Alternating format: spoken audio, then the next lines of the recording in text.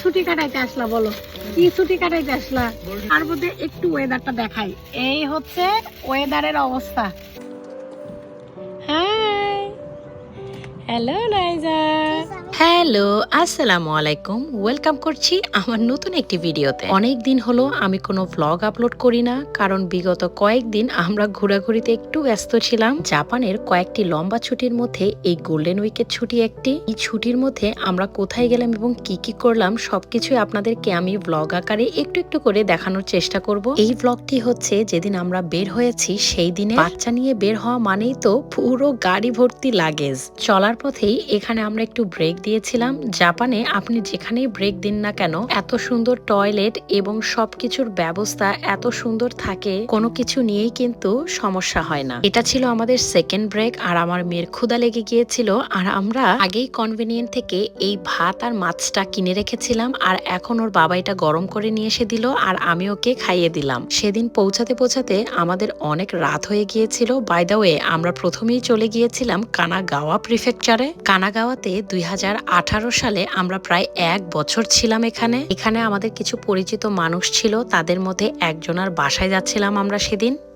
কি ছুটি কাটাইতে আসলা বলো, কি ছুটি কাটাইতে আসলা? গোল্ডেন উইকের ছুটি। আর তার মধ্যে একটু ওয়েদারটা দেখাই। এই হচ্ছে ওয়েদারের অবস্থা। অনেক বড় বড় ছুটিগুলোর মধ্যে গোল্ডেন উইকের ছুটি একটা জাপানের, কিন্তু এই অবস্থা দ্বারা আমি দিচ্ছি।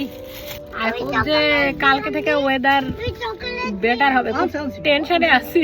আসলে সেদিন আমাদের ঘোরাঘুরির খুব একটা প্ল্যান ছিল না, শুধু আমাদের এক বড় ভাইয়ের বাসায় যাব সেই প্ল্যানটাই ছিল আমাদের। কিন্তু পরের দিন আমাদের ঘোরাঘুরির অনেক প্ল্যান ছিল, তাই এইভাবে যদি বৃষ্টি পড়তে থাকে সেটা নিয়ে আমি খুবই টেনশন করছিলাম। যাই হোক, আমার সেই বড় ভাই এবং ছোট বোনের বাসায় গিয়ে তো দেখি এলাহি কাণ্ড, কত কিছু রান্না করেছিল আমাদের জন্য। 7 বছর পর ওদের সাথে দেখা করতে পেরে এত যে ভালো লাগছিল বলে বোঝানোর মতো নয়। যাই হোক, তারপর আমরা বের হয়ে গিয়েছিলাম কানাগাওতে। আমরা যে বাসাটায় থাকতাম সেই বাসা দেখতে। আমি জানি না আপনাদের কার কেমন লাগে, বাট আমার পুরনো জায়গা, পুরনো মানুষ সবকিছু দেখতে কিন্তু খুবই ভালো লাগে। এই যে বাসাটা দেখছেন, এই বাসাটাতেই আমরা প্রায় 6 মাসের মতো ছিলাম। আর এই 6 মাসেই এই বাসাটার প্রতি আমার এত মায়া জন্মে গিয়েছিল। 7 বছর পর কানাগাও ভিজিট করতে গিয়ে আমি সেই বাসা ভিজিট করতে কিন্তু একদম ভুলিনি।